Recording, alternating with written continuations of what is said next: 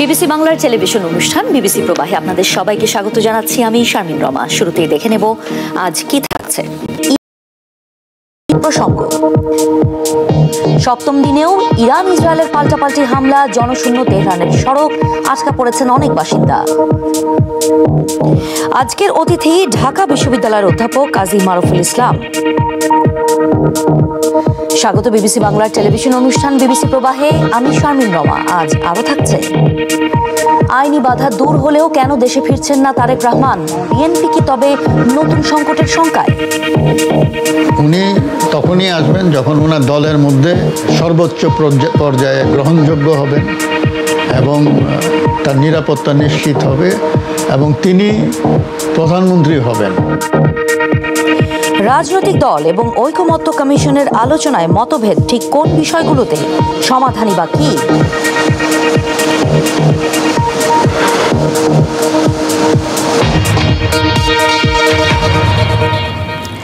সংঘাতের সপ্তম দিনেও ইরান ও ইসরায়েলের মধ্যে হামলা পাল্টা হামলা অব্যাহত রয়েছে। বৃহস্পতিবার সকালেও তেল আভিভ সহ বেশ কয়েকটি স্থানে ক্ষেপণাস্ত্র হামলা চালিয়েছে ইরান, যাতে স্থানীয় একটি হাসপাতালও ক্ষতিগ্রস্ত হয়েছে। অন্যদিকে ইরানের আরাক পারমাণবিক চুল্লি ও নাতানজ সহ বিভিন্ন পারমাণবিক স্থাপনায় হামলা চালিয়েছে ইসরায়েল। আন্তর্জাতিক আণবিক শক্তি সংস্থাকে এই হামলার কথা জানিয়েছে তেহরান। পাল্টাপাল্টি এই হামলার মধ্যেই ইরানে আক্রমণের পরিকল্পনায় অনুমোদন দিয়েছেন মার্কিন প্রেসিডেন্ট ডোনাল্ড ট্রাম্প। তবে অনুমোদন দিলেও হামলার বিষয়ে যুক্তরাষ্ট্র এখনও চূড়ান্ত সিদ্ধান্ত নেয়নি বলে খবরে জানিয়েছে বিবিসির মার্কিন অংশীদার সিবিএস নিউজ। এদিকে ইরানে হস্তক্ষেপের বিষয়ে যুক্তরাষ্ট্রকে সতর্ক করেছে রাশিয়া। ইরানের বিরুদ্ধে সামরিক পদক্ষেপ থেকে সরে আসতে ডোনাল্ড ট্রাম্পের প্রতি আহ্বান জানিয়েছেন যুক্তরাজ্যের প্রধানমন্ত্রী কিয়ার স্টারমার। যুক্তরাজ্য, ফ্রান্স ও জার্মানির পররাষ্ট্রমন্ত্রীদের সঙ্গে শুক্রবার জেনেভায় বৈঠকে বসতে যাচ্ছেন ইরানের পররাষ্ট্রমন্ত্রী আব্বাস আরাগচি। ইরান জুড়ে বিভিন্ন লক্ষ্যবস্তুতে ইসরায়েলের হামলার কারণে প্রাণ বাঁচাতে শহর ছাড়ছেন হাজার হাজার ইরানি। ফলে প্রায় জনশূন্য রাস্তাঘাট। তবে ভারী বোমা বর্ষণেও কেউ কেউ বাড়িঘর ছাড়তে চাইছেন না। ইরানে ইন্টারনেট সংযোগ প্রায় বিচ্ছিন্ন। দেশটির ভেতর থেকে সংবাদ সম্প্রচারের অনুমতিও নেই বিবিসির। তবে বিবিসির পার্সিয়ানে কর্মরত আমাদের সহকর্মীরা পরিস্থিতি পর্যবেক্ষণ করছেন। বোমা বিস্ফোরণের পর পূর্ব তেহরানের আকাশের চিত্র এটি। ইসরায়েলি যুদ্ধ বিমানগুলো ইরানের রাজধানীতে একের পর এক হামলা চালিয়ে যাচ্ছে। এটি শহরের পশ্চিম অংশ। ইসরায়েল সেখানকার বাসিন্দাদের সরে যেতে বলার কিছুক্ষণ পরেই ভিডিওটি ধারণ করা হয়। মার্কিন প্রেসিডেন্ট ডোনাল্ড ট্রাম্পও সাধারণ ইরানিদের শহর ছাড়ার আহ্বান জানিয়েছেন, কিন্তু তার সেই আহ্বান উপেক্ষা করেই ভারী বর্ষণ সত্ত্বেও তেহরানের অসংখ্য বাসিন্দা শহর না ছাড়ার সিদ্ধান্ত নিয়েছেন। তেহরানের জনসংখ্যা গোটা ইসরায়েলের জনসংখ্যার প্রায় সমান। তেহরানের একজন নারী বাসিন্দা বিবিসি পার্সিয়ানকে বলেন, পৃথিবীর অন্য প্রান্তে বসে তেহরান থেকে সরে যাও বলার মানে কি? তারা এটা বলছে কারণ যখন আমরা নিহত হব তখন তারা যেন বলতে পারে যে তোমাদের তো আগেই বলেছিলাম। যারা শহরে থেকে গেছেন তারা এখন হামলার মুখোমুখি হচ্ছেন। বুধবারেও তেহরানের কেন্দ্রস্থল এবং পূর্ব অংশে বড় ধরনের হামলার ঘটনা ঘটেছে। ইরানিদের অনেকেই এখন বলছেন যে তারা আটকা পড়েছেন। আসলে বেনিয়ামিন নেতানিয়াহু এবং ইসরায়েল কিংবা ইরানের ইসলামিক প্রজাতন্ত্র কেউই আমাদের নিয়ে চিন্তিত নয়। কয়েকদিন আগেও চরম ব্যস্ত তেহরান শহর এখন ভয়াবহ রকম নির্জন। এটিএম বুথগুলোতেও টাকা শেষ হয়ে যাচ্ছে, বন্ধ হয়ে যাচ্ছে দোকানপাট। জ্বালানি তেলের সংকটও দেখা যাচ্ছে। একজন চালক প্রতিদিন 25 লিটারের বেশি তেল নিতে পারবেন না, যার ফলে পাম্পগুলোতেও লম্বা লাইন চোখে পড়ছে। কিন্তু এমন পরিস্থিতির মধ্যেও মানবতা বেঁচে আছে। রাস্তাঘাটে গাড়ির চালকদের ঠান্ডা পানি পান করাতে দেখা যাচ্ছে। আবার সন্ধ্যা নামার সঙ্গে সঙ্গে শুরু হচ্ছে পাল্টাপাল্টি ক্ষেপণাস্ত্র হামলা। কোনো পক্ষই পিছু হটতে প্রস্তুত বলে মনে হচ্ছে না। এবারে দেশের রাজনীতির প্রসঙ্গ। বিএনপির ভারপ্রাপ্ত চেয়ারম্যান তারেক রহমানের বাংলাদেশের প্রত্যাবর্তন ঘিরে তৈরি হয়েছে আগ্রহ ও কৌতূহল। ঢাকায় কোথায় থাকবেন সেই প্রস্তুতির খবরও দেখা যাচ্ছে গণমাধ্যমে। কিন্তু 5ই আগস্টের পর 10 মাসেও কেন দেশে ফিরলেন না তিনি? উত্তর খুঁজেছেন আবুল কালাম আজাদ। 2024 সালের 5ই আগস্টে আওয়ামী লীগ সরকারের পতনের পর থেকে বাংলাদেশে একটা বড় কৌতূহলের জায়গা হচ্ছে বিএনপির ভারপ্রাপ্ত চেয়ারপারসন তারেক রহমান কবে দেশে ফিরবেন। বিএনপির কেন্দ্রীয় নেতারা বিভিন্ন সময় বলেছেন যে তার মামলাগুলো থেকে খালাস হলে উপযুক্ত সময় তিনি দেশে ফিরবেন। এই মুহূর্তে তারেক রহমানের বিরুদ্ধে তেমন কোনো মামলা নেই এবং সমস্ত মামলা থেকেও তিনি খালাস পেয়েছেন। সরকারের পক্ষ থেকেও বলা হচ্ছে যে তারেক রহমানের দেশে ফিরতে এখন আর কোনো বাধা নেই। আইনি এবং রাজনৈতিক সকল বাধা দূর হলেও কবে দেশে ফিরবেন এ ব্যাপারে এখনও চূড়ান্ত সিদ্ধান্ত হয়নি। তারেক রহমানের একজন উপদেষ্টা মাহাদি আমিন বলছেন, নির্বাচনের আগেই তিনি দেশে ফিরবেন। যত দ্রুত সম্ভব সেই দেশে উনি ফেরত আসবেন সেটি তো স্বাভাবিক। আমরা সেই পরিস্থিতি এবং সেই পরিবেশের জন্য অপেক্ষা করছি। যথাপযুক্ত আইনি এবং রাজনৈতিক পরিবেশ সৃষ্টি হবে যেটা বাংলাদেশের জন্য ভালো, সবার জন্য ভালো। উনি অবশ্যই নির্বাচনের আগে সেই সময়টাতে আমাদের মাঝে উপস্থিত হবেন। নির্বাচন ইস্যুতে সম্প্রতি লন্ডনে অন্তর্বর্তীকালীন সরকারের প্রধান উপদেষ্টার সঙ্গে তারেক রহমানের বৈঠক হয়েছে। সেই বৈঠক থেকে বাংলাদেশে আগামী বছর ফেব্রুয়ারিতে নির্বাচনের সম্ভাব্য সময় উল্লেখ করে যৌথ ঘোষণা এসেছে। লন্ডনে অবস্থিত তারেক রহমানের আরেকজন উপদেষ্টা হুমায়ুন কবির বলছেন, 2025 সালের মধ্যেই দেশে ফিরে আগামী নির্বাচনে দলকে নেতৃত্ব দেবেন তারেক রহমান। তারেক রহমানের আন্তর্জাতিক সম্পর্ক বিষয়ক উপদেষ্টা হুমায়ুন কবির লন্ডনে ওই বৈঠকে উপস্থিত ছিলেন। দেখি আমরা প্রথমে নির্বাচনের তারিখটা ঘোষণা হোক, তারপরে ইনশাআল্লাহ একটা প্রক্রিয়ার মাধ্যমে উনি he'll be here, he'll be coming back in 2025. 5ই আগস্ট আওয়ামী লীগ সরকার পতনের পর সারা দেশেই বিএনপির আধিপত্য অনেকটাই দৃশ্যমান। সরকার পতনের পর এতদিনেও কেন তারেক রহমান দেশে আসলেন না সে প্রশ্ন রয়েছে অনেকের। এক্ষেত্রে তারেক রহমানের নিরাপত্তা একটা বড় ইস্যু বলে উল্লেখ করেন হুমায়ুন কবির। ওনার মতো লিডারের বিভিন্ন সিকিউরিটি কনসার্ন স্বাভাবিকভাবে আছেই। এটা তো আর এশিয়া উপমহাদেশের রাজনীতিতে নাথিং নিউ, আর just not in politics in the Asia Pacific or South Asia, anywhere in the world. এই ধরনের সিনিয়র পলিটিক্যাল লিডারের একটা সিকিউরিটি বিষয় তো আছেই।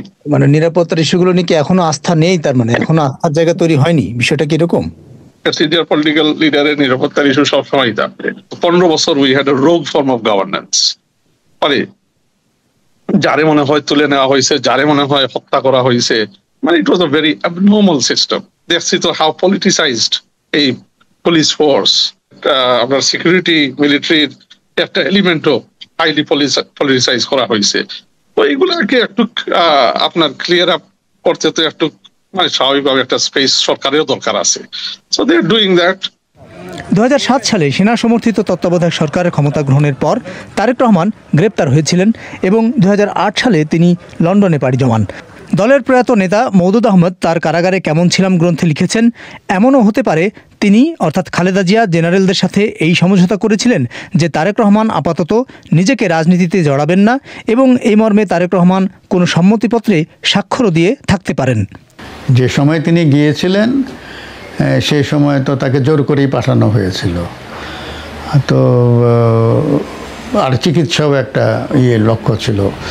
তো তাকে আমি বলবো যে অস্ত্র হিসাবে ব্যবহার করে খালেদা জিয়ার উপর একটা প্রচণ্ড চাপ সৃষ্টি করেছিল ওই সময়ের সেনা নেতৃত্ব। তো সেই নেতৃত্ব তো আর এখন নাই। তো সুতরাং সেই সমস্যাটা আমি আর দেখি না। রাজনৈতিক বিশ্লেষক মহিউদ্দিন আহমদ মনে করেন, নিরাপত্তা, নির্বাচন এবং প্রধানমন্ত্রীর পদ নিশ্চিত হলেই দেশে ফিরতে পারেন তারেক রহমান। একটা হাইপ তৈরি হলে তখন তিনি আসবেন, এটা বোঝা যাচ্ছে। কিন্তু নির্বাচনের ব্যাপারটা কিন্তু এখনও একটা ধোঁয়াশার মধ্যে রয়ে গেছে। উনি তখনই আসবেন যখন ওনার দলের মধ্যে উনি সর্বোচ্চ পর্যায়ে গ্রহণযোগ্য হবেন এবং তার নিরাপত্তা নিশ্চিত হবে এবং তিনি প্রধানমন্ত্রী হবেন, এরকম একটা নিশ্চয়তা, এরকম একটা অবস্থান হলে তিনি আসবেন। বিএনপির ভারপ্রাপ্ত চেয়ারম্যান তারেক রহমান দেশে ফিরে গুলশানের এই বাড়িটিতে উঠবেন বলে সম্প্রতি বাংলাদেশের বিভিন্ন গণমাধ্যমে খবর বেরিয়েছে। বাড়িটি ঘিরে পুলিশের প্রহরাও দেখা গেছে। তারেক রহমানের দেশে ফেরা নিয়ে বিএনপির কেন্দ্রীয় নেতারা বলছেন, কবে কখন তিনি দেশে ফিরবেন এ ব্যাপারে দলীয় পরামর্শ বা সিদ্ধান্ত নয়, চূড়ান্ত সিদ্ধান্ত নেবেন দলের ভারপ্রাপ্ত চেয়ারম্যান নিজেই। আবুল কালাম আজাদ, বিবিসি বাংলা। বিবিসি প্রবাহে আজ যোগ দিয়েছেন ঢাকা বিশ্ববিদ্যালয়ের অধ্যাপক কাজী মারুফুল ইসলাম। আপনাকে অনেক ধন্যবাদ বিবিসি প্রবাহে যোগ দেওয়ার জন্য। আমরা প্রতিবেদনটা দেখছিলাম এবং বেশ আলোচনা হচ্ছে এখন এই বিষয়গুলো নিয়ে, যে নিরাপত্তা, প্রধানমন্ত্রিত্ব ইত্যাদি নিশ্চিত হলেই ফিরবেন কিনা তিনি। কিন্তু প্রশ্ন হচ্ছে যে কেন সবকিছু নিশ্চিত করেই তাকে আসতে হবে? তার মানে কি আগে ফিরলে বিএনপির জন্য আরো নতুন কোনো সংকটের একটা শঙ্কার জায়গা রয়েছে? ধন্যবাদ। সরি, রাজনীতিতে রাজনৈতিক নেতৃত্ব প্রতিষ্ঠিত হতে গেলে তার কতগুলো প্রাতিষ্ঠানিক নিয়মকানুন আছে, অর্থাৎ সংগঠনের পদে থাকার ব্যাপারটা আছে। একই সাথে এই নেতৃত্বটা সর্বজনের কাছে গ্রহণযোগ্য হওয়ার পেছনে একটা সিম্বলিক ব্যাপার আছে। তো যেহেতু তারেক রহমান জিয়া পরিবারের একজন সন্তান এবং এই মুহূর্তে তার যে সাংগঠনিক যে ক্যারিশমা ইতিমধ্যে তিনি দেখিয়েছেন, সেটার ফলে এক রকমের সর্বজন গ্রাহ্য উনি পেয়েছেন, গ্রহণযোগ্যতা উনি পেয়েছেন। ফলে একদিক থেকে তার নিরাপত্তা বলয়ের যে জনকাঠামোর যে অংশটা সেটা কিন্তু হয়েছে। কিন্তু দ্বিতীয় জায়গাটা যদি খেয়াল করবেন যে সরকারের সাথে, অর্থাৎ অন্তর্বর্তীকালীন সরকারের সাথে বিএনপি একটা দল হিসেবে এবং তারেক রহমানের সাথে এক ধরনের দূরত্ব ছিল, সেই দূরত্বটাও সম্প্রতি অনেকটা কমেছে। ফলে আরেকটা জায়গাতে আর একটা আস্থার জায়গা তৈরি হয়েছে। এখন তৃতীয়ত যে জায়গাটা আছে, যেসব দেখা এবং অদেখা শঙ্কাগুলো রয়েছে, নিরাপত্তার ঝুঁকিগুলো রয়েছে, সেই ঝুঁকিগুলোতে অ্যাড্রেস করার মতন যে ক্যাপাবিলিটি, সেইটা সরকারের আছে কতটুকু এবং দলের কতটুকু আছে, সেই জায়গাটাতে আমার মনে হয় খানিকটা এখনো পর্যন্ত খানিকটা দ্বিধা আছে। ফলে উনি পুরোপুরি হয়তো নিশ্চিত না মনে হচ্ছে। কিন্তু যেমনটা আমরা দেখছিলাম যে রাজনীতিতে পরিস্থিতিগুলো খুব দ্রুত বদলে যেতে পারে। যেমন নির্বাচনের জাস্ট এক সপ্তাহ আগেও যে অবস্থা ছিল, এখন কিন্তু ঈদের পরে পরিস্থিতিটা অনেকটাই বদলে গেছে। এই পরিস্থিতি আগামী 10 দিন, 7 দিন, 15 দিনের পরে আরও বদলে যেতে পারে। ফলে এই বদলের সাথে যদি উনি থাকতে চান, অর্থাৎ এই বদলকে যদি অ্যাকোমোডেট করতে চান ওনার সাথে, তাহলে তার পক্ষে আসলে বেশি দিন কোনোভাবেই দেশের বাইরে থাকা সম্ভব হবে না। আমি সেই বিষয়টি আপনার কাছ থেকে একটু জানতে চাচ্ছিলাম যে তার নেতৃত্ব নিয়ে বিএনপির ভেতরে মতবিরোধ আছে কিনা, সে প্রশ্নও কিন্তু রয়েছে এবং বিতর্ক রয়েছে এখানে। এবং দলে এবং দলের বাইরে তার একটা ভাবমূর্তি তৈরি করার যে একটা প্রক্রিয়া রয়েছে, সেটিও একটা ইস্যু। তো এই সময়ে তার আবার দ্রুত দেশে না ফেরাটাও কি একটা নেতিবাচক প্রভাব ফেলতে পারে কিনা? অবশ্যই তারেক রহমান গত কিছু বছরে অনেক পরিবর্তিত হয়েছেন, আমরা দেখছি তার বক্তব্য, তার জায়গা থেকে। কিন্তু এখনো তার যে একটা অতীত আছে, তার সেই অতীতের যে লিগাসি আছে, সেটা থেকে কিন্তু এখনো পর্যন্ত মুক্ত না। তিনি সারা দেশের মানুষের কাছে, সব জেলার প্রতিনিধির কাছে, সব ধরনের মানুষের কাছে যে পৌঁছে যাওয়ার, নিজের হাতে হাত রাখা, মানুষের কাছে যাওয়ার সেই জায়গাটা তৈরি করে একটা প্রশ্নতীত এক ধরনের নেতৃত্ব তৈরি করার সেই জায়গাটা কিন্তু এখনো পরীক্ষিত না। ফলে দলের ভেতরের যে অন্তর্দ্বন্দ্বগুলো রয়েছে, যে প্রতিদ্বন্দ্বিতাগুলো রয়েছে, সেগুলো অতিক্রম করে সাধারণ মানুষের কাছে নিজেকে প্রতিষ্ঠিত করার এই ধাপটি এখনো পর্যন্ত তারেক রহমানের জন্য কিন্তু পরীক্ষিত না। ফলে আমাদের মিডিয়াতে কিংবা ঢাকা কেন্দ্রিক মধ্যবিত্তের মধ্যে যে ইমেজটা তৈরি হচ্ছে, সেই একই ধরনের ইমেজ কিন্তু সাধারণ মানুষের মধ্যে নাও থাকতে পারে। অর্থাৎ এই মানুষের সামাজিক অবস্থান এবং তার যে রাজনৈতিক কার্যক্রমের সঙ্গে যে যোগাযোগ, তার ভিত্তিতে কিন্তু তারেক রহমানের ইমেজের পার্থক্য আছে। ফলে সেইখানে একটা নিঃসংশয় সকলের কাছে গ্রহণযোগ্য বাংলাদেশকে শাসন করার যে একজন কর্তৃত্বপূর্ণ একটা নেতা, সেই নেতা হিসেবে প্রতিষ্ঠিত হতে এখনও খানিকটা সময় লাগবে। এখনও অনেকগুলো প্রক্রিয়ার মধ্য দিয়ে তাকে পরীক্ষা দিতে হবে, সেটা এখনও কিন্তু আমরা দেখিনি। লন্ডন বৈঠকের পর নির্বাচন নিয়ে বিএনপি ও অন্তর্বর্তী সরকারের দ্বন্দ্ব, অবিশ্বাস আপাতত অবসান হয়েছে বলেই মনে করা হচ্ছে। যদিও নির্বাচনের আগে বেশ কিছু চ্যালেঞ্জ আছে রাজনীতিতে, বিশেষ করে সংস্কার বাস্তবায়ন, সরকারের নিরপেক্ষতার মতো ইস্যুতে সংশয় জানাচ্ছে বিভিন্ন দল। মতভেদ ঠিক কোন বিষয়ে, সমাধানই বা কি? তাফসির বাবুর প্রতিবেদন। নির্বাচন নিয়ে দলগুলোর কারো এক ধরনের সংশয় এখন অনেকটাই কমে এসেছে, কিন্তু নির্বাচনের আগে যে সংস্কারের কথা বলা হচ্ছে সেটা কতদূর? বস্তুত রাজনৈতিক দলগুলো দফায় দফায় বৈঠকে বসে বিচার বিভাগের স্বাধীনতা নিশ্চিত করা, দ্বিকক্ষ বিশিষ্ট সংসদের মতো বহু বিষয় একমত হলেও সংবিধান ও রাষ্ট্র কাঠামোর গুরুত্বপূর্ণ কিছু বিষয়ে মতপার্থক্য রয়ে গেছে। জাতীয় ঐকমত্য কমিশনের পক্ষে তো কাউকে বাধ্য করা সম্ভব নয়, সেটার কোনো রকম ইচ্ছা আগ্রহ আমাদের নেই। আমরা যে 166টা দিয়েছিলাম, সেগুলোকে আমরা বলেছিলাম যে বেশ গুরুত্বপূর্ণ বলে মনে হচ্ছে আমাদের কাছে। আমরা আশা করছি মৌলিক বিষয়গুলোকে মূল লক্ষ্যকে, যেগুলো আমাদের একটা মানে জবাবদিহিমূলক গণতান্ত্রিক রাষ্ট্র প্রতিষ্ঠার জন্য, এগুলোকে লক্ষ্য রেখে যতদূর পর্যন্ত অর্জন করা যাবে এটাই জাতীয় ঐক্যমত্য। ঐক্যমত্যের প্রক্রিয়ায় বড় বিভক্তিগুলো মূলত দেখা যাচ্ছে বিএনপির সঙ্গে অন্য দলগুলো, বিশেষত জামায়াত এনসিপির। এর মধ্যে বড় দুটি ইস্যু হচ্ছে একই ব্যক্তির দুইবারের বেশি প্রধানমন্ত্রী না থাকা এবং একই ব্যক্তির একই সঙ্গে প্রধানমন্ত্রী ও সরকার প্রধান পদে না থাকা। দুটি প্রস্তাবে অধিকাংশ দল একমত হলেও বিএনপি এর বিরোধিতা করছে। আপনাকে দুইবারের প্রতি পরে আপনি করতে পারবেন না, গ্যাপ দিয়ে যদি মনে করি এরকম সিচুয়েশন হয়, জনগণ যদি মনে করে, তারপরে আপনাকে জনগণের অপশন চিন্তা করতে হবে। তো দিনের শেষে আপনি আইন কানুন করে জনগণের অপশনকে তো ছুড়ে দিতে পারবেন না। এই পথটা এমন লং টাইম এখানে থাকলে বা একই ব্যক্তি বারবার আসলে এখানে ওই কর্তৃত্ববাদী যে শাসন ব্যবস্থাকে মুক্ত হওয়ার জন্য এত বড় আন্দোলন, রক্তছাড়া, বিপ্লব জীবন দেওয়া হয়েছে, এই স্পিরিটের সাথে এটা চলে না। কর্তৃত্ববাদ আবার ফিরে আসতে পারে। বিভক্তি আরও আছে, সেটা হচ্ছে সংস্কার কখন এবং কিভাবে বাস্তবায়ন হবে। এক্ষেত্রে এনসিপি এবং জামায়াত চায় নির্বাচনের আগেই সংস্কার কার্যকর হোক, কিন্তু দল দুটো নির্বাচনের আগে বাস্তবায়নে কেন জোর দিচ্ছে? সরকার যেন নির্বাচনের পূর্বে তাদের যে কর্তব্যগুলো আছে সেগুলো সমাপ্ত করে যে কোনো সময় তারা নির্বাচনের আয়োজন করতে পারে। সেক্ষেত্রে সংস্কার যেন অবশ্যই বাস্তবায়িত হয় এবং মৌলিক সংস্কারের ভিত্তিতে যেন রাষ্ট্র কাঠামোর একটা গড়ন নতুনভাবে জাতির সামনে উপস্থাপিত হয়, সে লক্ষ্যে আমরা আমাদের কাজ করছি।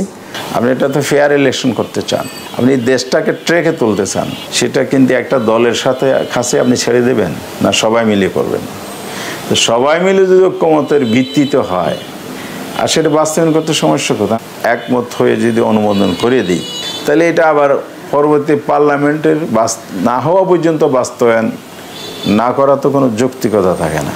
তাহলে আগামী ইলেকশনটা কিসের উপর হবে? এছাড়া সংবিধান নতুন করে লেখা হবে নাকি সংশোধন হবে তা নিয়েও ভিন্নমত আছে।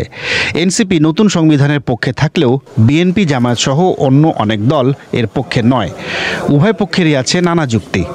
যদি নতুন সংবিধান না হয়ে একটা ঘষামাজার সংবিধান হয়, একটা সংশোধিত সংবিধান হয়, তাহলে আমরা মৌলিক জায়গাগুলোতে পরিবর্তন আনতে পারবো না, সেটাকে স্থায়ী করা সম্ভব হবে না, সেটা বাতিল হয়ে যাওয়ার সম্ভাবনা থাকবে।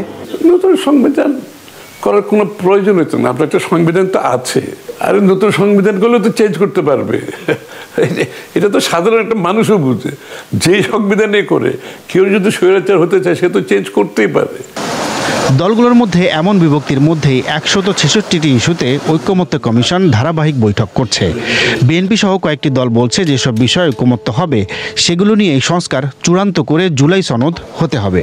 কিন্তু সেটা হলে প্রধানমন্ত্রীর মেয়াদ সহ গুরুত্বপূর্ণ এবং মৌলিক বিষয়গুলো বাদ পড়তে পারে এমন আশঙ্কায় এনসিপি সহ বিভিন্ন দল এর বিরোধিতা করছে। অন্যদিকে সমাধান হিসেবে যেসব বিষয় ঐক্যমত্য হবে সেগুলো নিয়ে গণভোটের প্রস্তাব দিচ্ছে জামায়াত। আমরা যে বসে ঘরের ভিতরে ঐক্যমত হইলাম না হইলাম, এত বড় বিষয়কে দলীয় বিবেচনায় রেখে ডিফারেন্স অপিনিয়ন এজেন্ডাটা ছেড়ে দিলাম, এটা হবে না। এটা দেশের জন্য অন্য ধরনের ক্ষতি বয়ে আনতে, ঝুঁকির মধ্যে দেশকে ফেলতে পারে, কারণ এগুলো মৌলিক বিষয়, এগুলো সেটেল হইতেই হবে। সেই জন্য আমরা বলেছি এটা গণভোটে দিতে হবে। গণভোটে দিলে জনগণের রায়ের ভিত্তিতে এটা সেটেল হবে। না, এখানে গণপরিষদের ভোটের কোনো সুযোগ এখানে নেই। এখানে যতটুকু ঐক্যমত হবে ঘুরে ফিরে একটা কথা আমাকে বলতে হচ্ছে, তার বাইরে যাওয়ার কোনো সুযোগ নেই। তার বাইরে গেলে আপনাকে আগামী নির্বাচনে প্রত্যেকটি দল তাদের ম্যান্ডেট নিয়ে জনগণের কাছে যেতে হবে এবং জনগণের সমর্থন নিয়ে সংসদে পাস করতে হবে। মৌলিক সংস্কার হলেই আমরা এই দলিলকে সমর্থন করব বা এই প্রক্রিয়ায় যাব, কিন্তু যদি মৌলিক বিষয় ছাড়া অগুরুত্বপূর্ণ বিষয়ে ঐক্যমত হয় তাহলে সেটা আসলে আমাদের শাসন ব্যবস্থার রাষ্ট্র কাঠামোর কোনো পরিবর্তন হবে না, সেটাকে আমরা মৌলিক সংস্কার হিসেবে বিবেচনা করব না। সব মিলিয়ে নির্বাচনের আগে সংস্কার গুরুত্বপূর্ণ, কিন্তু একদিকে সংস্কার এর বাস্তবায়ন নিয়ে বিভক্তি, অন্যদিকে সরকারের নিরপেক্ষতা নিয়ে প্রথমে বিএনপি আর এখন জামায়াত সহ কয়েকটি দলের সংশয় প্রশ্ন তুলে দিচ্ছে রাজনৈতিক ঐকমত্যের ভবিষ্যৎ নিয়ে। নির্বাচনের আগে এটাই এখন বড় চ্যালেঞ্জ। তাফসির বাবু, বিবিসি বাংলা, ঢাকা। অধ্যাপক কাজী মারুফুল ইসলাম, আমরা প্রতিবেদন দেখছিলাম, নানা পক্ষে নানা যুক্তি রয়েছে এবং এখন এই মুহূর্তে এই পুরো বিষয়টি ধরে যে ধরনের দ্বন্দ্ব বা যে ধরনের সংশয় এবং বিভক্তি দেখা যাচ্ছে, এটা আসলে একটা ঐকমত্য যেটি আশা করা হচ্ছে হবে বলে সেটাকে কতটা চ্যালেঞ্জিং করে তুলছে? আমাদের রাজনৈতিক সংস্কৃতিতে এটা একটা যা হচ্ছে সেটা একটা অভাবনীয় ঘটনা। আমি মনে করি যে চেষ্টাটা হচ্ছে, অর্থাৎ ঐকমত্য সৃষ্টির জন্য সব ধরনের রাজনৈতিক দলগুলো দিনের পর দিন বসছে, তারা কথা বলার চেষ্টা করছেন, পরস্পর মধ্যে নেগোশিয়েট করার চেষ্টা করছেন। এটা নিজেই একটা অত্যন্ত গুরুত্বপূর্ণ ঘটনা এবং একটা ইতিবাচক ঘটনা। এখন এই ঘটনার যে আউটকাম, এটা সত্যি যে এখনো পর্যন্ত মৌলিক বিষয়গুলোতে আমাদের যারা ভিটো প্লেয়ার আমরা বলি, অর্থাৎ যারা প্রক্রিয়াটাকে আটকে দিতে পারেন, সেই ধরনের যে দলগুলোর মধ্যে যারা আছেন তারা এখনো পর্যন্ত আসলে একমত হতে পারছেন না। অর্থাৎ আমরা যদি বলি, আমাদের যেটা আমাদের ঐকমত্য কমিশনের চেয়ারম্যান যিনি বললেন যে আমাদের একটা অ্যাকাউন্টেবল ডেমোক্রেটিক সিস্টেমে যদি আমরা যেতে চাই, তাহলে আমার অবশ্যই একটা প্রতিনিধিত্বমূলক সংসদের দরকার। সেই সংসদটিকে ঠিকঠাক মতন কাজ করতে পারবে, সেটা বর্তমান কাঠামোতে হয়নি, সেটা আমরা নিশ্চিত দেখেছি। ফলে এই কাঠামোটার পরিবর্তন দরকার। তো সেই জায়গাটা তো আমরা দেখছি মোটামুটি এক ধরনের ঐকমত্য এসছে যে আমরা দ্বিকক্ষ বিশিষ্ট সংসদ চাই। দ্বিতীয়ত হচ্ছে যে সংসদ, আমাদের নির্বাহী বিভাগের অ্যাকাউন্টেবিলিটি, অর্থাৎ যিনি প্রধানমন্ত্রী হবেন তাকে কিভাবে আমরা জবাবদিহির আওতায় রাখতে পারবো। তো সেক্ষেত্রে সংসদের ভূমিকা, এবং যেটা বলা হচ্ছে যে যিনি প্রধানমন্ত্রী হবেন তিনি সংসদের নেতা হবেন না কিংবা দলের নেতা হবেন না, এই বিষয়গুলোতেও কিন্তু আমাদের ঐকমত্য দরকার। না থাকলে আমাদের ওই আবার পুরনো ফ্যাসিবাদী অবস্থা ফেরত আসার সম্ভাবনাটা থাকবে, প্রাতিষ্ঠানিকভাবে আমরা সেটাকে রাখবো। কিন্তু একই সাথে এটাও সত্যি যে আমাদের ধরেন আরও একটা জরুরি জায়গাতে আমরা খানিকটা দেখলাম যে ঐকমত্য হয়েছে, যে সেটা হচ্ছে যে বিচার ব্যবস্থার, অর্থাৎ প্রধান বিচারপতির যে নিয়োগ বা বিচারকদের যে নিয়োগের পদ্ধতি রয়েছে, যেখানে রাজনীতি একটা গুরুত্বপূর্ণ ভূমিকা পালন করে, সেই জায়গা থেকে বেরিয়ে আসার ব্যাপারও খানিকটা ঐকমত্য হয়েছে। ফলে আমি কিন্তু অনেকগুলো ইতিবাচক দিক ইতিমধ্যেই দেখছি। কিন্তু এটা সত্যি যে এই ঐকমত্যগুলো বাস্তবায়ন করব কিভাবে, সেই করার ব্যাপারও কিন্তু আমাদের ঐকমত্য থাকতে হবে। সেটা কি আসলে হচ্ছে, সেই জায়গাটাতেই তো এক ধরনের দেখা যাচ্ছে টানাপোড়েনের এখন আমাদের যারা রাজনৈতিক দল তারা যদি তাদেরকে দায়িত্বশীল আচরণ করতে হবে। এই কারণেই যে আজকে যে প্রধান রাজনৈতিক দল তাদের যে রাজনৈতিক ক্ষমতা আছে, সেই ক্ষমতার জোরে যদি তারা এই ঐকমত্য প্রক্রিয়াটাকে এগিয়ে নিতে না দেন এবং সেটার আগেই যদি একটা বড় নির্বাচনের চাপ প্রয়োগ করেন, সেক্ষেত্রে অন্তর্বর্তীকালীন সরকার সেই নির্বাচনের দিকে যেতে পারেন, কিন্তু তাতে বাংলাদেশের যে গণতান্ত্রিক রূপান্তরের যে স্বপ্ন, সেই স্বপ্নটা কিন্তু আটকে যাবে। এবং সেক্ষেত্রে বাংলাদেশের মানুষের কাছে এটাই আবার প্রতীয়মান হবে যে রাজনৈতিক দলগুলো তাদের ক্ষমতার জোরে বাংলাদেশের মানুষের যে আকাঙ্ক্ষা সেগুলোকে কিন্তু ব্ল্যাকমেল করে থাকেন, সেটা দেখা যাবে। ফলে তাদেরকে দায়িত্বশীল আচরণ করতে হবে, কোথাও তার নিজের জায়গা থেকে খানিকটা এগিয়ে আসতে হবে, এগিয়ে এসে দেশের বাকি মানুষের জন্য, বাকিদের জন্য যতটুকু প্রয়োজন সেই জায়গায় যাওয়ার চেষ্টা করতে হবে। আপনি বলছিলেন যে রাজনৈতিক দলগুলোকে দায়িত্বশীল হতে হবে, তার মানে তো আসলে তাদের কাউকে না কাউকে তো ছাড় দিতে হবে। এবং এক্ষেত্রে বর্তমান যে সরকার, অন্তর্বর্তীকালীন সরকার, তাদেরও তো একটা ভূমিকা রয়েছে গুরুত্বপূর্ণ। ঠিক সমাধানটা কিভাবে আসতে পারে এই জায়গাটায় একটা ঐকমত্য হওয়ার ক্ষেত্রে? ঐকমত্য তৈরি হওয়ার সমাধান আসার মূল জায়গাটা হচ্ছে আমাদের আগ্রহ। অর্থাৎ আমরা পৃথিবীতে কোনো বিরোধী, কোনো বোঝাপড়া তৈরি হবে না যতক্ষণ না পর্যন্ত তাদের মধ্যে যে পক্ষগুলো রয়েছে তাদের মধ্যে ছাড় দেওয়ার মানসিকতা তৈরি না থাকে। এখন আমাদের অন্তর্বর্তীকালীন সরকার এই মুহূর্তে একটা ছোটোখাটো রেফারির ভূমিকা পালন করছে, তার তেমন বেশি ক্ষমতা নেই। তার ক্ষমতাটা যতটুকু রাজনৈতিক দল এবং অন্যান্য পক্ষগুলো তাকে সমর্থন দেয়। ফলে এখানে সে জোর করে কোনো ঐকমত্য তৈরি করা, এটা আরোপ করতে পারার কোনো সক্ষমতা আসলে অন্তর্বর্তীকালীন সরকারের নেই।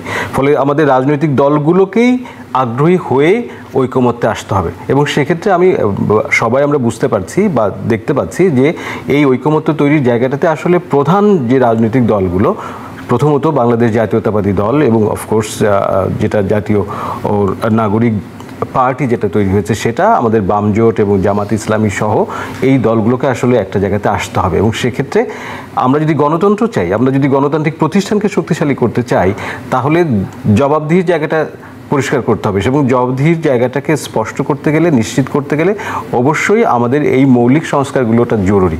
এবং সেক্ষেত্রে আমার মনে হয় যে বাংলাদেশ জাতীয়তাবাদী দল তাদের যে ঐতিহাসিকভাবে তারা তৈরি হয়েছে, সেই জায়গা থেকে তারা দায়িত্বশীল আচরণ করবেন এবং তারা বাকিদেরকে নিয়ে একটা সুন্দর বাংলাদেশ তৈরির জন্য যে ঐকমত্যটা দরকার, সেই জায়গাতে তারা এগিয়ে আসবেন।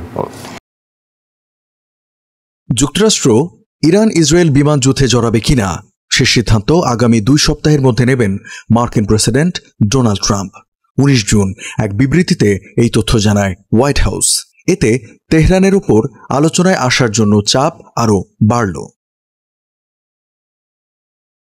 হোয়াইট হাউসের প্রেস সেক্রেটারি ক্যারোলাইন লেভিট সাংবাদিকদের বলেন, ইরানের সঙ্গে শিগগিরই আলোচনার একটি গুরুত্বপূর্ণ সম্ভাবনা রয়েছে কিংবা নাও হতে পারে।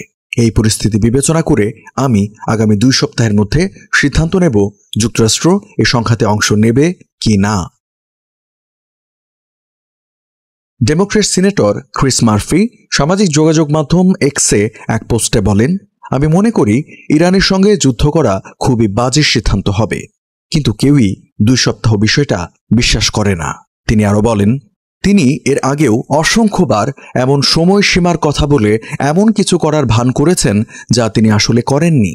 এতে যুক্তরাষ্ট্রকে দুর্বল ও হাস্যকর মনে হয়।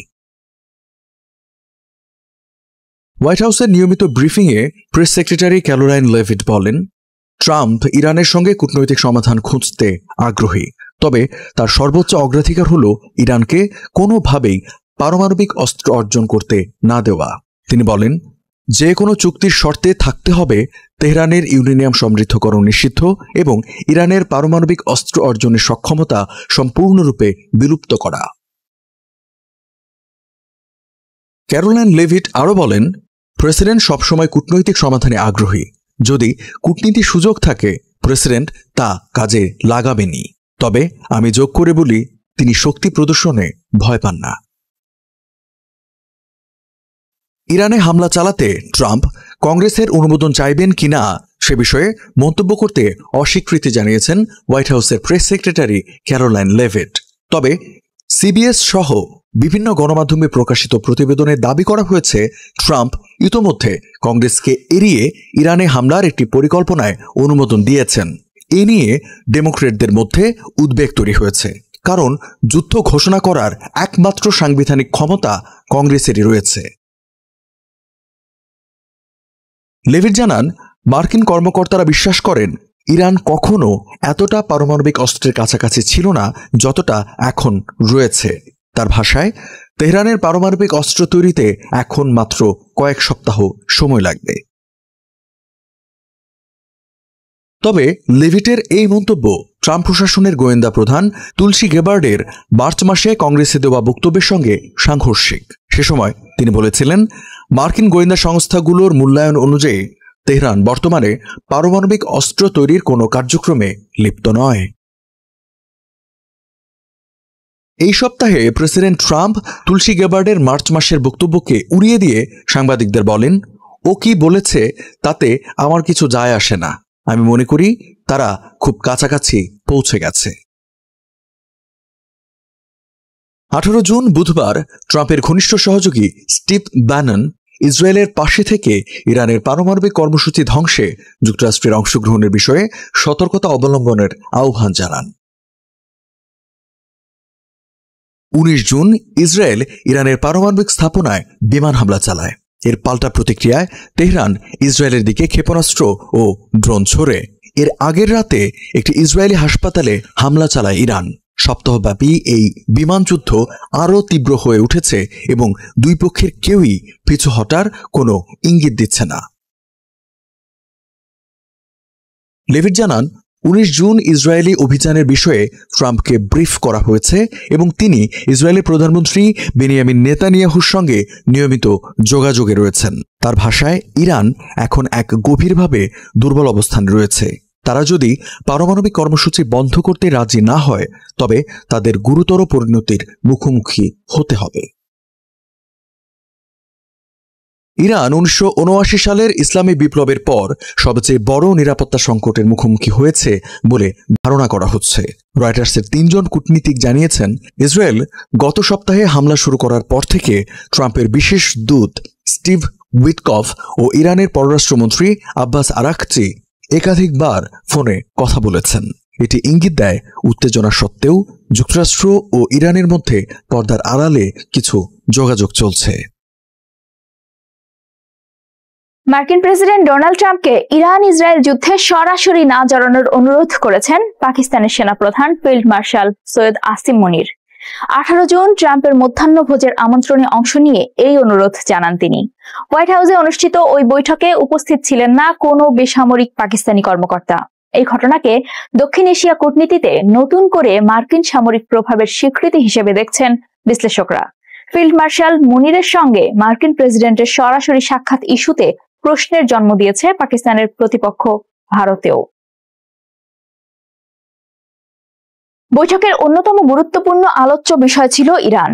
পাকিস্তান সেনাবাহিনীর পক্ষ থেকে জানানো হয়েছে, ইসরায়েল ইরান উত্তেজনা নিয়ে বিস্তারিত আলোচনা হয় এবং মুনির প্রেসিডেন্ট ট্রাম্পকে অনুরোধ করেন যেন যুক্তরাষ্ট্র ইসরায়েলের যুদ্ধে জড়িয়ে না পড়ে, তিনি যুদ্ধবিরতির পক্ষে অবস্থান নেন। ইরানের সঙ্গে যুক্তরাষ্ট্রের কূটনৈতিক সম্পর্ক না থাকায় ওয়াশিংটনে অবস্থিত পাকিস্তান দূতাবাসের একটি শাখা দীর্ঘদিন ধরে ইরানের স্বার্থ রক্ষার দায়িত্ব পালন করে আসছে। ফলে ইরান যুক্তরাষ্ট্র সম্পর্কে পাকিস্তানের অবস্থান শুধু ভৌগোলিক নয়, কূটনৈতিকভাবেও গুরুত্বপূর্ণ। পাকিস্তান প্রকাশ্যে ইসরায়েলি বিমান হামলার নিন্দা জানিয়ে একে আন্তর্জাতিক আইনের লঙ্ঘন ও আঞ্চলিক স্থিতিশীলতার জন্য হুমকি হিসেবে অভিহিত করেছে। ট্রাম্প নিজেও সাংবাদিকদের বলেন, ইরান বিষয়ে পাকিস্তানের বোঝাপড়া অনেক দেশের চেয়ে গভীর। বৈঠকটি কেবল কৌশলগত নিরাপত্তা বিষয়ে সীমাবদ্ধ ছিল না। ট্রাম্প ও মুনির আলোচনায় এসেছে বাণিজ্য, অর্থনৈতিক উন্নয়ন এবং এমনকি ক্রিপ্টোকারেন্সির মতো বিষয়। প্রেসিডেন্ট ট্রাম্প পাকিস্তানের সঙ্গে একটি দীর্ঘমেয়াদী কৌশলগত ঐক্য গঠনের আগ্রহ প্রকাশ করেন, যার মধ্যে থাকবে পারস্পরিক স্বার্থভিত্তিক বাণিজ্য অংশীদারিত্ব। বিশ্লেষকদের মতে এই ঘোষণার পেছনে যুক্তরাষ্ট্রের ইন্দো প্যাসিফিক অঞ্চলে প্রভাব বিস্তারের চেষ্টা এবং চীনের belt and road initiative BRI এর পাল্টা ভারসাম্য গঠনের প্রচেষ্টা নিহিত থাকতে পারে। ওই বৈঠকের পর ট্রাম্প দাবি করেন তিনি নিজেই ভারত ও পাকিস্তানের মধ্যে সম্ভাব্য যুদ্ধ থামিয়ে দিয়েছেন। প্রেসিডেন্ট ডোনাল্ড ট্রাম্প বলেন, মুনির পাকিস্তানের পক্ষ থেকে গুরুত্বপূর্ণ ভূমিকা পালন করেছেন, মোদি ভারতের পক্ষ থেকে এবং আরো কয়েকজন। তারা একে অপরকে আক্রমণ করছিল আর তারা দুই দেশই পারমাণবিক শক্তিধর, আমি সেটা থামিয়েছি। ট্রাম্প আরো জানান তিনি ফিল্ড মার্শাল মুনিরকে ধন্যবাদ জানান ভারতের সঙ্গে যুদ্ধ না বাড়ানোর জন্য এবং একই সঙ্গে প্রধানমন্ত্রী নরেন্দ্র মোদীরও প্রশংসা করেন। প্রেসিডেন্ট জানান তিনি মোদীর সঙ্গে ফোনে কথা বলেছেন এবং যুদ্ধ থামানোর কৃতিত্ব দেন দুই নেতাকেই। হোয়াইট হাউসের মুখপাত্র আনা কেলি বলেন, এই অসাধারণ অবদানের স্বীকৃতি স্বরূপ ফিল্ড মার্শাল মুনির ট্রাম্পকে নোবেল শান্তি পুরস্কারের জন্য মনোনয়নের আহ্বান জানান। তবে ট্রাম্পের এই দাবি ভারত সরাসরি প্রত্যাখ্যান করেছে। ভারতের পররাষ্ট্র সচিব বিক্রম মিশ্রি এক বিবৃতিতে বলেন, প্রধানমন্ত্রী নরেন্দ্র মোদী স্পষ্ট জানিয়ে দিয়েছেন ওই সময়কালে ভারত যুক্তরাষ্ট্র বাণিজ্য চুক্তি কিংবা ভারত পাকিস্তান বিরোধে মার্কিন মধ্যস্থতা নিয়ে কোনো আলোচনা হয়নি। তিনি জানান যুদ্ধবিরতি নিয়ে আলোচনা হয়েছে দুই দেশের সামরিক চ্যানেলের মাধ্যমে এবং সেটিও পাকিস্তানের অনুরোধেই। ভারত একাধিকবার স্পষ্ট করে বলেছে তারা দ্বিপাক্ষিক ইস্যুতে তৃতীয় পক্ষের মধ্যস্থতা মেনে নেয় না। মিশ্রি আরো বলেন, কাশ্মীর ভারতের অভ্যন্তরীণ বিষয়, যেখানে কোনো বাহ্যিক শক্তি হস্তক্ষেপ করতে পারে না। গত 22 এপ্রিল ভারত নিয়ন্ত্রিত কাশ্মীরের অনন্তনাগ জেলায় এক জঙ্গি হামলায় নিহত হন 26 জন, যাদের বেশিরভাগই ভারতীয় আধা সামরিক বাহিনীর সদস্য। নয়াদিল্লির অভিযোগ, এই হামলার পেছনে রয়েছে পাকিস্তান সমর্থিত জঙ্গি গোষ্ঠী, যদিও ইসলামাবাদ তা অস্বীকার করে এসেছে। উত্তেজনা চরমে পৌঁছায় 7 মে, যখন ভারতীয় বিমান বাহিনী পাকিস্তানের অভ্যন্তরে সন্ত্রাসী অবকাঠামো লক্ষ্য করে বোমা হামলা চালায়। এর পাল্টা প্রতিক্রিয়ায় শুরু হয় 4 দিনব্যাপী ক্ষেপণাস্ত্র ও ড্রোন হামলা। দুই দেশই আকাশপথে যুদ্ধ বিমান এবং সীমান্ত জুড়ে আর্টিলারি ব্যবহার করে। ওয়াশিংটন ভিত্তিক থিঙ্ক ট্যাঙ্ক এশিয়া প্যাসিফিক ফাউন্ডেশনের দক্ষিণ এশিয়া বিষয়ক বিশ্লেষক মাইকেল কুগেলম্যান বলেন, দিল্লির জন্য এই ঘটনা সেই পুরনো প্রশ্নেই গিয়ে ঠেকে, যুক্তরাষ্ট্র পাকিস্তান সহযোগিতা কতটা সহ্য করা যায় যাতে তা যুক্তরাষ্ট্র ভারত সম্পর্ককে ক্ষতিগ্রস্ত না করে। তিনি সতর্ক করে দেন, কাশ্মীর বা যুদ্ধবিরতি নিয়ে ট্রাম্প যদি অতিরিক্ত মন্তব্য করতে থাকেন তাহলে ভারত যুক্তরাষ্ট্র সম্পর্ক দীর্ঘমেয়াদে চাপের মুখে পড়তে পারে। বিশ্লেষকদের মতে হোয়াইট হাউসে পাকিস্তানের সেনা প্রধানের এ ধরনের স্বীকৃতি এবং যুদ্ধবিরতিতে ট্রাম্পের ভূমিকার দাবি একটি নতুন জটিলতার তৈরি করেছে দক্ষিণ এশিয়ার রাজনীতিতে। যদিও ভারত তৃতীয় পক্ষের মধ্যস্থতা বরাবরই প্রত্যাখ্যান করে এসেছে, কিন্তু মার্কিন প্রশাসনের এই আচরণ অনেকটাই অঘোষিত মধ্যস্থতা হিসেবেই বিবেচিত হতে পারে। ডোনাল্ড ট্রাম্প সরাসরি ইসরায়েলের সামরিক অভিযানে যোগ দেবেন কিনা তা নির্ভর করছে একটি প্রশ্নের উত্তরের উপর, সেটি হচ্ছে ইরান পারমাণবিক অস্ত্র তৈরিতে কতটা এগিয়েছে। যুক্তরাষ্ট্রের উপর আসন্ন হুমকি ও আঞ্চলিক স্থিতিশীলতা নিয়ে উদ্বিগ্ন মার্কিন প্রেসিডেন্ট ও তার শীর্ষ উপদেষ্টাদের একজনের মধ্যে দৃশ্যমান মতবিরোধ সৃষ্টি করেছে এই ইস্যু। এটি এমন একটি সংকট যা মনে করিয়ে দিচ্ছে কয়েক দশক আগের মধ্যপ্রাচ্যের আরেকটি সংকটে রিপাবলিকান হোয়াইট হাউসের বিতর্কের প্রতিধ্বনি। কেননা এর আগেও এমন একটি গোয়েন্দা তথ্যের ভিত্তিতে ইরাকে আক্রমণ করে বসে যুক্তরাষ্ট্র। কানাডায় G7 সম্মেলন থেকে আচমকা ফিরে আসা ট্রাম্পকে এয়ারফোর্স ওয়ানে জিজ্ঞাসা করা হয়েছিল তিনি কি তার জাতীয় গোয়েন্দা পরিচালক তুলসী গ্যাবার্ডের মার্চ মাসের বক্তব্যকে সমর্থন করেন কিনা, যেখানে গ্যাবার্ড বলেছিলেন ইরান পারমাণবিক বোমা তৈরি করছে না। ট্রাম্প বলেন, উনি কি বলেছেন আমি খেয়াল করিনি, আমি মনে করি ইরান বোমা তৈরির খুব কাছাকাছি। কংগ্রেসে গ্যাবার্ড জানিয়েছিলেন মার্কিন গোয়েন্দা সংস্থাগুলোর মতে 2003 সালে স্থগিত করা পারমাণবিক অস্ত্র কর্মসূচি ফের শুরু করেনি ইরান, যদিও এমন অস্ত্র তৈরির উপাদান সমৃদ্ধ ইউরেনিয়ামের মজুদ সর্বোচ্চ পর্যায়ে পৌঁছেছে। তবে ট্রাম্পের 17 জনের মন্তব্যের পর গ্যাবার্ড এমনভাবে ইউরেনিয়াম সমৃদ্ধির মাত্রাকে তুলে ধরতে চাইছেন যাতে প্রমাণিত হয় যে তিনি ও প্রেসিডেন্ট দুজনেই একই চিন্তায় উদ্বিগ্ন। জাতীয় গোয়েন্দা পরিচালক হিসেবে গ্যাবার্ডের নির্বাচন ছিল বিতর্কিত, কারণ তিনি অতীতে মার্কিন গোয়েন্দা সংস্থাগুলোর সমালোচনা করতেন। সিরিয়ার ক্ষমতাচ্যুত প্রেসিডেন্ট বাশার আল আসাদের মতো মার্কিন শত্রুদের সঙ্গেও সাক্ষাৎ করেছিলেন তিনি এবং স্পষ্টভাবে হস্তক্ষেপ বিরোধী মার্কিন পররাষ্ট্র নীতির জন্য পরিচিত ছিলেন। এছাড়া গ্যাবার্ড একসময় সাবেক ডেমোক্রেটিক প্রেসিডেন্ট প্রার্থী সিনেটর বার্নি স্যান্ডার্সকেও সমর্থন করেছিলেন। পরে 2022 সালে ডেমোক্রেট পার্টি ছেড়ে 2024 সালে ট্রাম্পকে সমর্থন জানান তিনি। ফেব্রুয়ারিতে সিনেটে 52-48 ভোটে গ্যাবার্ডের অনুমোদন ট্রাম্পের হোয়াইট হাউসে এক ঘরানার আইসোলেশনিস্টদের প্রভাব বৃদ্ধির ইঙ্গিত দিয়েছিল। ফলে এখন ট্রাম্পের বিরুদ্ধে গিয়ে খুব একটা সুবিধা হয়তো করতে পারবেন না তুলসী। গ্যাবার্ডের বক্তব্যের বিষয়ে প্রেসিডেন্ট ট্রাম্পের মন্তব্য তার গোয়েন্দা প্রধানের শপথ ভিত্তিক সাক্ষ্যকে সরাসরি প্রত্যাখ্যান করে। এই ঘটনা হোয়াইট হাউসে যে ইরান বিরোধীরা প্রাধান্য পেতে শুরু করেছে সেই ইঙ্গিত দেয়। আরেকজন হস্তক্ষেপ বিরোধী ভাইস প্রেসিডেন্ট জেডি ভান্সও গ্যাবার্ডের পক্ষে কথা বলেছেন, তবে প্রেসিডেন্ট ট্রাম্পের সিদ্ধান্তকে সমর্থনের প্রতিশ্রুতিও দিয়েছেন তিনি। 17 জুন এক্সে ভ্যান্স লেখেন, আমি বিশ্বাস করি প্রেসিডেন্ট এই বিষয়ে কিছু আস্থা অর্জন করেছেন। আমি নিশ্চিত করতে পারি তিনি কেবল আমেরিকান জনগণের স্বার্থে সেনাবাহিনীর ব্যবহার করতে চান। ফলে ট্রাম্প গ্যাবার্ড মতবিরোধ এখন আমেরিকা ফার্স্ট নীতির অভ্যন্তরে বাড়তে থাকা তিক্ত দ্বন্দ্বের অংশ, যেখানে প্রশ্ন উঠেছে যুক্তরাষ্ট্র কি ইসরায়েল ইরান সংঘাতে জড়িয়ে পড়বে।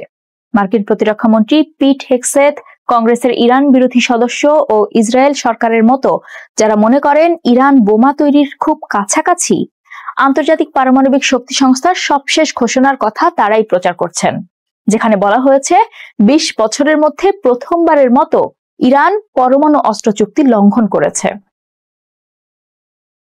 অন্যদিকে রক্ষণশীল বিশ্লেষক টাকার কার্লসন ও কংগ্রেস ওম্যান মার্জরি টেলর গ্রিনের মতো হস্তক্ষেপ বিরোধীরা বলছেন ইরান বোমা বানাচ্ছে এমন প্রমাণ অতিরঞ্জিত করে দেখানো হচ্ছে, যেন তা শাসক পরিবর্তন ও সামরিক অভিযানকে ন্যায্যতা দেয়। গত সপ্তাহে এক্সে কার্লসন লিখেছেন, আসল বিভাজন ইসরায়েল ও ইরান ফিলিস্তিনপন্থীদের মধ্যে নয়, আসল বিভাজন সহিংসতাকে স্বাভাবিকভাবে উৎসাহ দেয় এমন লোকেদের সঙ্গে যারা তা রোধ করতে চায়। তারা আরো বলেছেন 2003 সালে যুক্তরাষ্ট্রের ইরাক আক্রমণ এবং এখনকার ইরান একই রকম বিপর্যয়কর নীতির পুনরাবৃত্তি হতে পারে, যদিও ইরান ইরাকের চেয়ে 3 গুণ বড় এবং দ্বিগুণ জনসংখ্যার। 2003 সালে জর্জ ডব্লিউ বুশ প্রশাসন যুক্তরাষ্ট্রের উপর গণবিধ্বংসী অস্ত্রের হুমকির ভিত্তিতে ইরাকে আগ্রাসনের ন্যায্যতা দেখিয়েছিল, কিন্তু শেষ পর্যন্ত ওই আক্রমণের পেছনের গোয়েন্দা তথ্য ভুল প্রমাণিত হয়েছিল। ওই রিপোর্ট পেয়ে 2002 সালের অক্টোবরে এক ভাষণে বুশ বলেছিলেন, পরিষ্কার বিপদের প্রমাণ সামনে রেখে আমরা চূড়ান্ত প্রমাণের জন্য অপেক্ষা করতে পারি না। এটা সেই স্মোকিং গান যা হতে পারে একটি মাশরুম ক্লাউড। একবিংশ শতাব্দীর শুরুর দিকে তৎকালীন মার্কিন পররাষ্ট্রমন্ত্রী কলিন পাওয়েলকে জাতিসংঘে পাঠানো হয়েছিল, যেখানে তিনি একটি ছোট কাঁচের শিশি ধরে বলেছিলেন এটি ইরাকি অস্ত্রায়িত অ্যানথ্রাক্সের ক্ষুদ্রতম অংশের প্রতিনিধিত্ব করে। এগুলো অনুমান নয়, আমরা আপনাদের দিচ্ছি কঠিন গোয়েন্দা তথ্য ও এর উপর ভিত্তি করে সিদ্ধান্ত। কিন্তু সেই তথ্যের যথার্থতা নিয়ে সন্দেহ থাকলেও তা বয়ে এনেছিল আরেকটি ব্যয়বহুল, রক্তাক্ত ও প্রমাণহীন যুদ্ধ, যুক্তরাষ্ট্রের ইরাক দখল ও পরবর্তী নির্বাচনে ডেমোক্র্যাটদের জয় এবং রিপাবলিকানদের ভেতরে অসন্তোষ। রিপাবলিকানরা 2016 সালের মধ্যে তাদের রাজনৈতিক নেতৃত্বে হতাশ হয়ে পড়েছিল। ইরাক যুদ্ধের বিরোধী হওয়ার কারণে পরবর্তীতে ডোনাল্ড ট্রাম্প দলের মনোনয়ন এবং হোয়াইট হাউস দুটোই জয় করে নেন। তার ঠিক 9 বছর পর আবারও ক্ষমতায় বসেছেন ডোনাল্ড ট্রাম্প, কিন্তু তিনি এখন মধ্যপ্রাচ্যে সামরিক হস্তক্ষেপ বিবেচনা করছেন, তবে এবার গোয়েন্দা প্রতিবেদনের বিরুদ্ধে গিয়ে। যদিও কংগ্রেস সদস্য লিন্ডসে গ্রাহাম বলেছেন শাসন পরিবর্তনের সময় এসেছে, তবে হোয়াইট হাউসের মধ্যে এখনো 2003 সালের মতো ব্যাপক আক্রমণ বা রাষ্ট্র গঠনের কোনো আগ্রহ দেখা যাচ্ছে না। কিন্তু সামরিক অভিযান সবসময় পূর্বের অনুমানযোগ্য পথে চলে না। আর ট্রাম্প যদিও তার পূর্বসূরি বুশের চেয়ে ভিন্ন পরিস্থিতিতে রয়েছেন এবং অন্য ধরনের পদক্ষেপ বিবেচনা করছেন, তবুও গোয়েন্দা তথ্যকে বিশ্বাস বা অবজ্ঞা দুটোর যে কোনো একটি বেছে নেওয়ার তার সিদ্ধান্তের পরিণতি সমানভাবে প্রভাব ফেলতে পারে গোটা বিশ্বে। ইসরায়েল ইরান সংঘাত যত বাড়ছে, রাশিয়ার অবস্থান নিয়ে চলছে আলোচনা। সেন্ট পিটার্সবার্গে সাংবাদিকদের সাথে আলোচনায় পুতিন স্পষ্টভাবেই জানালেন মস্কোর ঘনিষ্ঠ বন্ধু তেহরান মিত্রের শান্তিপূর্ণ পারমাণবিক কর্মসূচির প্রতি সমর্থন জানিয়েছেন দ্ব্যর্থহীন কণ্ঠে। ইরানের ক্ষমতাসীন প্রশাসনের পক্ষে আছেন তিনি, প্রচ্ছন্নভাবে দিয়েছেন সেই ইঙ্গিত। আর ইসরায়েলের বিরুদ্ধে যুদ্ধে দেশটিকে সামরিক সহায়তা দেবেন কিনা এমন প্রশ্নের জবাবে বলেন এখনো সহায়তা চায়নি তেহরান। বিভিন্ন আন্তর্জাতিক গণমাধ্যমের সাংবাদিকদের সাথে গোলটেবিল আলোচনায় রুশ প্রেসিডেন্ট ভ্লাদিমির পুতিন জবাব দিয়েছেন বর্তমান বৈশ্বিক পরিস্থিতি নিয়ে সাংবাদিকদের একের পর এক প্রশ্নের, যার বড় অংশ জুড়ে ছিল চলমান ইসরায়েল ইরান সংঘাত প্রসঙ্গ। ইরানের সাথে রাশিয়ার গভীর বন্ধুত্ব রয়েছে বলে জানান পুতিন। ইসরায়েলের বিরুদ্ধে যুদ্ধে মিত্রকে অস্ত্র সহায়তা দেবেন কিনা এমন প্রশ্ন করা হয় তাকে। মনে করিয়ে দেওয়া হয় গত জানুয়ারিতে হওয়া দুই দেশের কৌশলগত অংশীদারিত্ব চুক্তি প্রসঙ্গ, যার খোলামেলা ব্যাখ্যা দেন পুতিন। আমাদের প্রস্তাব ছিল একটি আকাশ প্রতিরক্ষা বলয় তৈরি, নির্দিষ্ট কোনো অস্ত্র বা ব্যবস্থা সহায়তা করা নয়। এই ইস্যুতে তারা ততটা আগ্রহ প্রকাশ করেনি। আমাদের বিশেষজ্ঞরা বসে কাজ করছেন, পাশাপাশি বাণিজ্যিক সফরেও রয়েছেন অনেকে। সব মিলিয়ে সংখ্যাটি 600 জন হবে এবং তারা দেশটি ত্যাগ করছে না। এটা কি সহায়তা নয়? যুক্তরাষ্ট্রের সহায়তায় ইরান যদি ইরানের সর্বোচ্চ নেতা আয়াতুল্লাহ আলী খামেনিকে হত্যা করে, তবে তার প্রতিক্রিয়া কি হবে? জবাবে পুতিন বলেন এমন সম্ভাবনা নিয়ে আলোচনাতেই রাজি নন তিনি। চলমান সংকটের জেরে ইরানে ক্ষমতা বদলের সম্ভাবনা নিয়েও জানতে চাওয়া হয় তার কাছে। সরাসরি উত্তর না দিয়ে বলেন ইসলামিক রিপাবলিকের নেতাদের ঘিরেই ইরানের সমাজ ব্যবস্থা। যুক্তরাষ্ট্র এই যুদ্ধে জড়িয়ে পড়বে কিনা এমন ইস্যুতে বলেন সব পক্ষেরই উচিত শত্রুতা শেষ করার বিষয়ে ভাবা। ইরানের পারমাণবিক কর্মসূচির পক্ষে অবস্থানের কথাও জানান পুতিন। ইসরায়েলের প্রধানমন্ত্রী এবং মার্কিন প্রেসিডেন্ট দুজনের সাথে আমার যোগাযোগ রয়েছে। আমার মনে হয় শত্রুতা শেষ করে একটি চুক্তির পথ খোঁজাই সবার জন্য মঙ্গলজনক হবে। এমন পদক্ষেপ অবশ্যই সম্ভব যা ইরানের শান্তিপূর্ণ পরমাণু কর্মসূচির অধিকার নিশ্চিত করবে, আবার একই সাথে ইসরায়েলের নিরাপত্তা উদ্বেগও দূর করবে। ইরান ইসরায়েল চলমান সংঘাত বন্ধে রাশিয়ার মধ্যস্থতায় প্রস্তুত বলেও জানান পুতিন। সংঘাতের এক সপ্তাহের মাথায় ইসরায়েল জুড়ে বড়সড় হামলা চালিয়েছে ইরান। বৃহস্পতিবার রাজধানী তেল আবিব সহ ইসরায়েলের 4 স্থানে ক্ষেপণাস্ত্র হামলা চলে তেহরানের, যার মধ্যে 3টি মধ্য ইসরায়েলে। টার্গেট করা হয় সামরিক এবং গোয়েন্দা স্থাপনা। বীরশেবায় অবস্থিত একটি হাসপাতালেও সরাসরি আঘাত হানে ইরানি ক্ষেপণাস্ত্র। এর কিছুক্ষণ আগেই ইরানের আরাক এবং খোদনাব শহরের আশেপাশের পারমাণবিক স্থাপনায় হামলা চালায় তেল আবিব। রাতের নিস্তব্ধতা ভেদ করে একের পর এক ইরানি ক্ষেপণাস্ত্র ছুটে যাচ্ছে ইসরায়েলের দিকে। পশ্চিম তীর জেরুজালেমের আকাশে ধরা পড়ে সেই দৃশ্য। কিছুক্ষণ পরই প্রতিরক্ষা ব্যবস্থা ভেদ করে ইসরায়েলের কমপক্ষে 4টি স্থানে আঘাত হানে মিসাইলগুলো। বৃহস্পতিবার ভোর রাত থেকে ইসরায়েলে বড়সড় অভিযান চালায় ইরান। টার্গেট করা হয় মধ্য এবং দক্ষিণ ইসরায়েলের 4 স্থান, এর মধ্যে 3টি মধ্যাঞ্চল এবং তেল আবিবের কাছাকাছি এলাকা। আইডিএফ এর কমান্ড সেন্টার সহ একটি গোয়েন্দা স্থাপনা ধ্বংসের দাবি করে তেহরান। ক্ষতিগ্রস্ত হোলন নামক এলাকার একটি আবাসিক স্থাপনা। দক্ষিণ ইসরায়েলের বীরশেবায় একটি হাসপাতালে সরাসরি আঘাত হানে ইরানের ক্ষেপণাস্ত্র। পাশাপাশি শকওয়েভের কারণে মারাত্মক ক্ষতিগ্রস্ত হয় ভবনটি, ভেঙে পড়ে ছাদের একাংশ।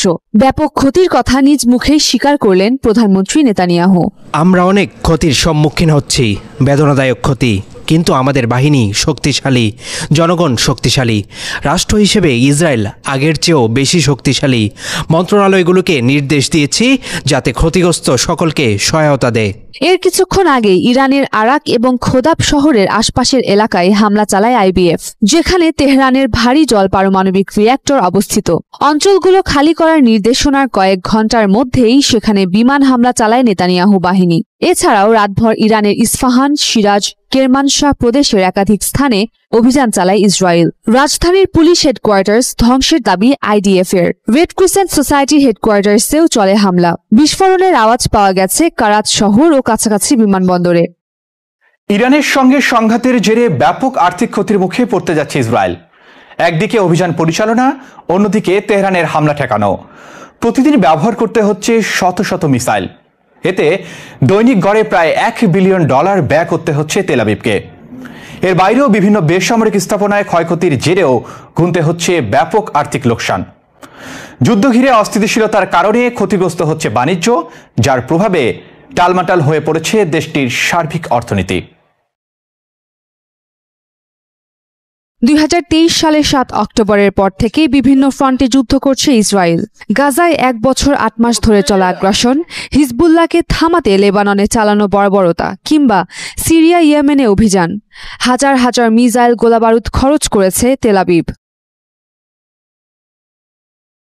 এবার নতুন করে সংঘাতে জড়িয়েছে ইরানের সাথে। গত 7 দিন ধরে চলছে লাগাতার হামলা।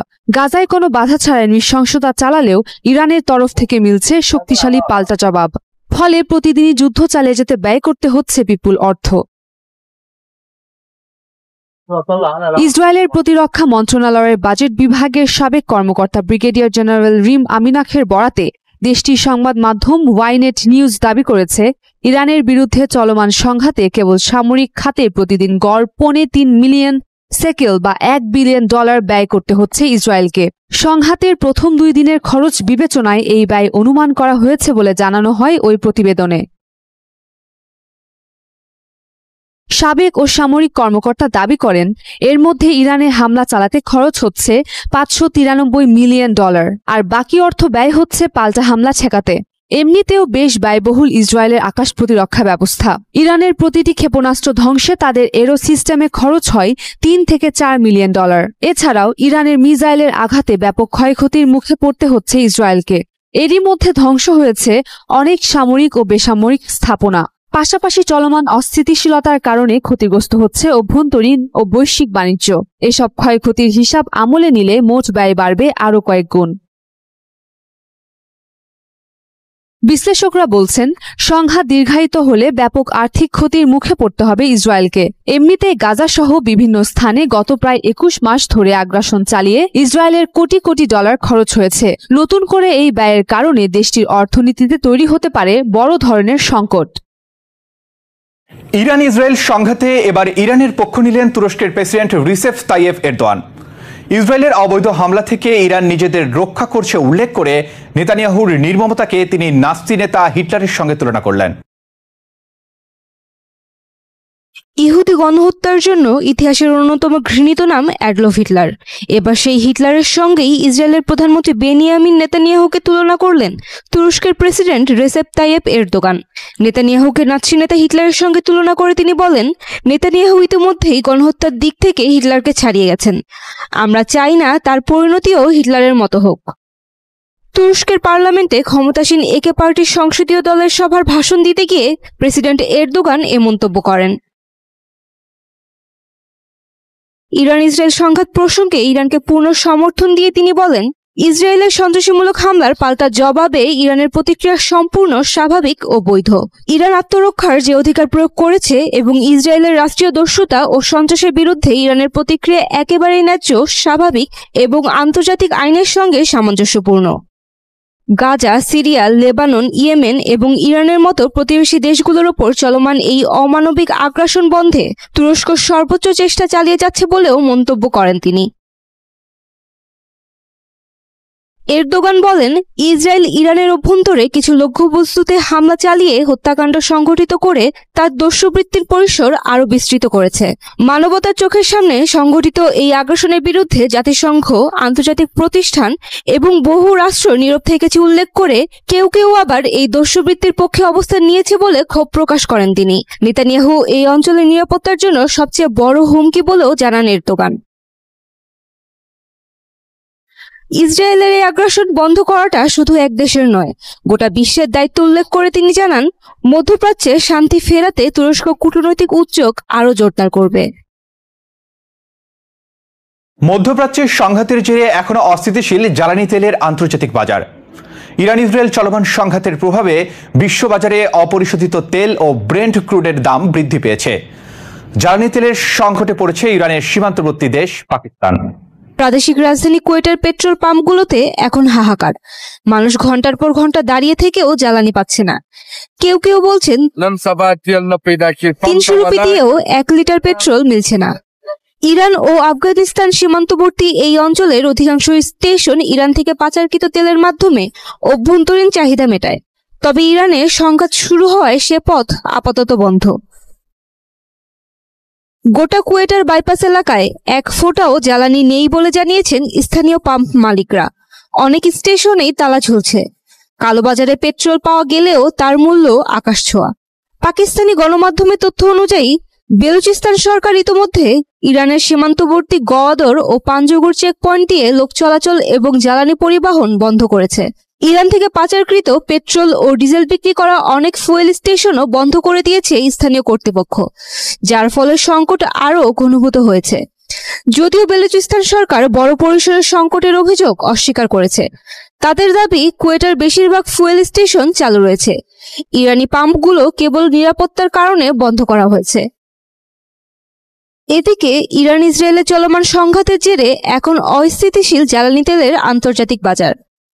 বিশ্ববাজারে অপরিশোধিত তেল ও ব্রেন্ট ক্রুডের দাম বেড়েই চলছে। বিশেষজ্ঞরা বলছেন, মধ্যপ্রাচ্যে এই অস্থিরতা আরও বাড়লে বিশ্বব্যাপী অপরিশোধিত জ্বালানি পরিবহন বিঘ্নিত হতে পারে। বিশেষ করে গুরুত্বপূর্ণ হরমুজ প্রণালী বন্ধ হয়ে গেলে তেলের সরবরাহ ঘাটতির আশঙ্কা তৈরি হবে, যা বিশ্ববাজারে বড় ধাক্কা দিতে পারে। তবে হরমুজ প্রণালী বন্ধের আগেই পাকিস্তানে জ্বালানি তেলের সংকট শুরু হয়েছে। দেশ দুটির সংঘাতের উত্তাপ ছড়িয়ে পড়তে শুরু করেছে এর আশপাশের অঞ্চলগুলোতে। প্রশ্ন, সামরিক ক্ষমতাধর এই দেশ দুটি যুদ্ধের আগুনের আঁচ কতদূর গড়াবে? ঢাকা সেনানিবাসের স্টাফ রোড এলাকায় জেনারেলদের বাসস্থান হিসেবে পরিচিত নক্ষত্র ভবন লাগোয়া 208 নম্বর বাড়িটি ছিল মেজর জেনারেল অবসরপ্রাপ্ত তারিক আহমেদ সিদ্দিকের কাশিম বাজার কুঠি। ওই বাড়ি থেকেই তারিক সিদ্দিক সামরিক, বেসামরিক গোয়েন্দা সংস্থা সহ সশস্ত্র বাহিনীকে নিয়ন্ত্রণ করতেন।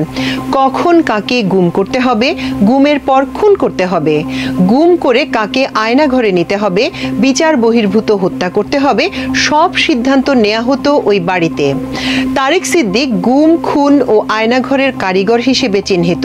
শুধু তাই নয়, প্রতিরক্ষা ক্রয়ের অর্থাৎ ডিফেন্স পারচেজের কাজ কে পাবে, ভাগ বাটোয়ারা হবে কিভাবে, বিমানবন্দরের ব্যবসা, সশস্ত্র বাহিনীর রেশনের কমিশন, ইসলামী ব্যাংক সহ বিভিন্ন ব্যাংক, বিমা ও প্রতিষ্ঠান দখল, বড় বড় প্রকল্পের কমিশন সবই নির্ধারণ করা হতো ওই বাড়িতে। তেমনি সশস্ত্র বাহিনীর বদলি, পদোন্নতি নির্ধারণ করা হতো এখান থেকেই। তারেক সিদ্দিক শেখ রেহানার দেবর। তিনি ক্ষমতাচ্যুত প্রধানমন্ত্রী শেখ হাসিনার নিরাপত্তা উপদেষ্টা ছিলেন। তার অপকর্ম সম্পর্কে অনুসন্ধান করতে গিয়ে চাঞ্চল্যকর এসব তথ্য পাওয়া গেছে। ক্যান্টনমেন্ট এলাকায় তারেক সিদ্দিকের সাংকেতিক নাম জিটি অর্থাৎ জেনারেল তারিক। সেনা অফিসারদের কাছে এই সাংকেতিক নামেই তারেক সিদ্দিক পরিচিত ছিলেন। সেনা কর্মকর্তারা উপহাস করেই তাকে জিটি ডাকতেন। রাষ্ট্রপতি জিয়াউর রহমানের শাহাদাতের পর তার স্ত্রী সাবেক প্রধানমন্ত্রী বেগম খালেদা জিয়াকে রাষ্ট্রীয় সিদ্ধান্তে ক্যান্টনমেন্টের মইনুল রোডের বাড়িটি বৈধভাবে দেয়া হয়েছিল। ওই বাড়িতে 38 বছর বসবাসের পর তাকে উচ্ছেদ করা হয়। অথচ বাড়িটি ছিল জিয়াউর রহমানের স্মৃতি বিজড়িত। কর্নেল হিসেবে বাড়িটি বরাদ্দ পান জিয়া। সেনা প্রধান হওয়ার পরও তিনি ওই বাড়িতেই থাকতেন। সেনা প্রধানের জন্য নির্ধারিত বাসভবনে যাননি। এমনকি রাষ্ট্রপতি হিসেবেও তিনি ওই বাড়িতেই ছিলেন। ক্যান্টনমেন্টে সিভিলিয়ান বা বেসামরিক ব্যক্তি হিসেবে খালেদা জিয়া জিয়া থাকতে পারবেন না এমন অজুহাতে তাকে উচ্ছেদ করা হয়। উচ্ছেদের পরপরই বাড়িটি ভেঙে সেখানে বহুতল অ্যাপার্টমেন্ট নির্মাণ করা হয়। কিন্তু তারেক সিদ্দিক একজন অবসরপ্রাপ্ত ব্যক্তি বা সিভিলিয়ান হওয়া সত্ত্বেও সব নীতিমালা ভঙ্গ করে তাকে ক্যান্টনমেন্টের ভেতরে থাকার ব্যবস্থা করা হয় বছরের পর বছর। অনুসন্ধানে জানা গেছে তারেক সিদ্দিককে প্রথমে সেনানিবাসের মুটিং হাউসে থাকার পর বাড়িটি বরাদ্দ করা হয়। এরপর 208 নম্বর বাড়িটির নির্মাণ কাজ শেষ হলে বাড়িটি তাকে দেয়া হয়। নির্ভরযোগ্য সূত্র জানায় ঢাকা সেনানিবাসে সেনাবাহিনীর যে বাড়িগুলো আছে তা স্টেশন হেডকোয়ার্টার থেকে দেখাশোনা করা হয়, অর্থাৎ সেনাবাহিনীর আবাসিক অ্যাকোমোডেশনের দায়িত্ব স্টেশন হেডকোয়ার্টারের। তৎকালীন প্রধানমন্ত্রীর নিরাপত্তা উপদেষ্টা হিসেবে স্টেশন হেডকোয়ার্টার থেকে তারেক সিদ্দিককে মুটিং হাউসে থাকতে দেয়া হয়। সরেজমিন মুটিং হাউস ও 208 নম্বর বাড়িটি এই প্রতিবেদক দেখে আসেন। আদমজী ক্যান্টনমেন্ট কলেজ ও সেনা প্রধানের বাসভবনের সামনে 3টি বাড়ি রয়েছে। এয়ার হাউস অর্থাৎ বিমান বাহিনী প্রধানের বাসভবন, মুটিং হাউস অর্থাৎ নৌবাহিনীর দ্বিতীয় প্রধানের বাসভবন এবং পথিকৃৎ অর্থাৎ সেনা প্রধানের এলপিআরে গেলে যে বাড়িতে থাকবেন সেটি। এই 3টি বাড়ির একটি মুটিং হাউসে নিরাপত্তা উপদেষ্টা হিসেবে প্রথম দিকে থাকতেন মেজর জেনারেল অবসরপ্রাপ্ত তারেক সিদ্দিক। বেশ লম্বা সময় তিনি ওই বাড়িতে ছিলেন। নতুন করে নির্মাণের আগে স্টাফ রোডের 208 নম্বর বাড়িতে থাকতেন ডিজিডিএফআই। ওই বাড়ি ভেঙে তৈরি করা হয় আধুনিক নতুন বাড়ি। এটি নক্ষত্র বিল্ডিং লাগোয়া। বিমানবন্দর থেকে এসে ক্যান্টনমেন্টে ঢুকতে গেলে রেল লাইন পার হয়ে হাতের ডান পাশে 208 নম্বর বাড়িটি, এর পাশেই নক্ষত্র ভবন। নক্ষত্র ভবনের ফ্ল্যাটগুলোয় থাকেন মেজর জেনারেল ও লেফটেন্যান্ট জেনারেল পদবীর সেনা কর্মকর্তারা। সংশ্লিষ্ট সূত্র জানায় তারেক সিদ্দিকের জন্য 208 নম্বর বাড়িটি আধুনিক প্রযুক্তির সব ধরনের সুযোগ সুবিধা সম্পন্ন করে নির্মাণ ও সাজানো হয়। নক্ষত্র ভবনের পাশের এ বাড়িতে তারেক সিদ্দিককে রাখার কারণ ছিল জেনারেলদের নিয়ন্ত্রণ এবং চোখে চোখে রাখা, অর্থাৎ তারেক সিদ্দিক তার কর্তৃত্ব প্রতিষ্ঠার জন্য একটি প্রভাব বলয় এস্টাবলিশ করতে ওই বাড়িতে থাকেন।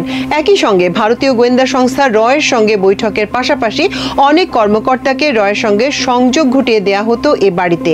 তারেক সিদ্দিক ভারতীয় গোয়েন্দা সংস্থা রর একজন বিশ্বস্ত এজেন্ট হিসেবে কাজ করতেন। ক্যান্টনমেন্টে রয়ের আস্তানা হয় তার মাধ্যমে। ক্যান্টনমেন্ট পাড়ায় তাকে বাংলাদেশে ভারতে প্রকৃত হাই কমিশনার বলে ট্রল করা হতো। তিনি ভারতীয় গোয়েন্দা সংস্থা রকে এতটাই সার্ভ করতেন যার ফলে তাকে এটা বলা হতো। 208 নম্বর বাড়িতে ব্যবসার দেন দরবার এবং কমিশন বাণিজ্যের বিষয়টিও ঠিক হতো। বড় বড় ব্যবসায়ীকেও এ বাড়িতে ডাকা হতো। গুম খুনের সঙ্গে জড়িত বহু অপকর্মের মাস্টারমাইন্ড ছিলেন মেজর জেনারেল অবসরপ্রাপ্ত তারেক আহমেদ সিদ্দিক। তাকে আয়নাঘরের কারিগরও বলা হয়। চাঞ্চল্যকর গুমগুলো তার মাধ্যমেই হয়েছে।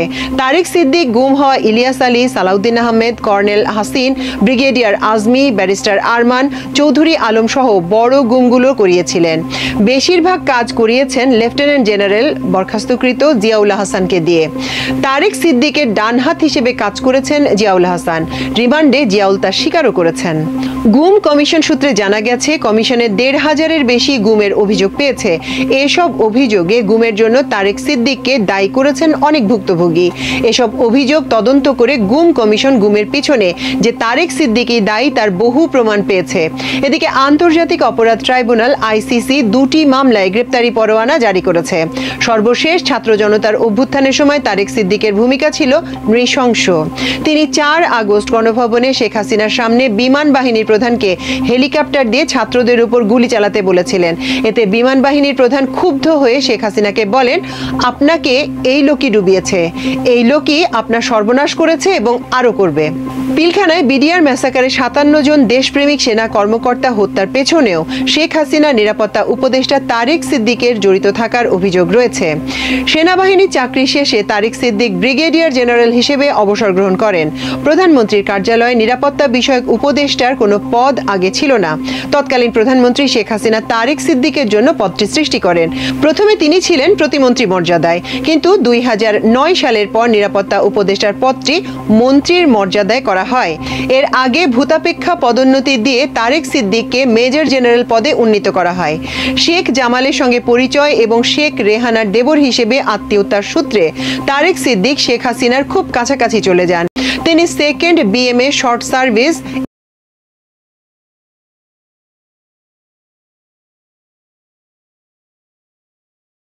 SS2 কমিশনের একজন অফিসার ছিলেন। শেখ জামালও ওই সময় যুক্তরাজ্য থেকে সেনাবাহিনীর প্রশিক্ষণ গ্রহণ করে আসেন এবং তারেক সিদ্দিক তার ঘনিষ্ঠ হন। শেখ হাসিনা তাকে নিরাপত্তা উপদেষ্টা করার কারণ ছিল সশস্ত্র বাহিনীর ওপর কর্তৃত্ব প্রতিষ্ঠা করা। সশস্ত্র বাহিনীর যে কোনো ফাইল তার মাধ্যম হয়ে যেত, এতে বাহিনীর প্রধানদের আন্ডারমাইন করা হতো। তারেক সিদ্দিক নিজেকে সশস্ত্র বাহিনীর অঘোষিত প্রধান ভাবতেন। নিরাপত্তা উপদেষ্টার অফিস একটি প্যারালাল মন্ত্রণালয় হিসেবে কাজ করত তখন। সশস্ত্র বাহিনীর প্রমোশন, বদলি, পদায়ন তারেক সিদ্দিক যেভাবে বলতেন সেভাবে হতো। 2009 সালের পর তারেক সিদ্দিক নিরাপত্তা উপদেষ্টা হয়ে সশস্ত্র বাহিনীর বঞ্চিতদের জন্য বোর্ড গঠন করেন। এরপর তারেক সিদ্দিক পদোন্নতির মাধ্যমে নিজস্ব একটি বেনিফিশিয়ারি গ্রুপ তৈরি করেন।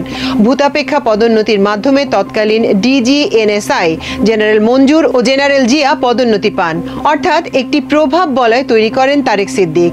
1996 সালের পর MiG-29 ফ্রিগেট BNS বঙ্গবন্ধু ক্রয় সহ দুর্নীতির বিষয়ে দুদকে মামলা হয়। ওই মামলায় শেখ হাসিনার সঙ্গে তারেক সিদ্দিকও ছিলেন, কিন্তু 2009 সালে ক্ষমতায় আসার পর ওই মামলাও ক্লিয়ার করে নেওয়া হয়।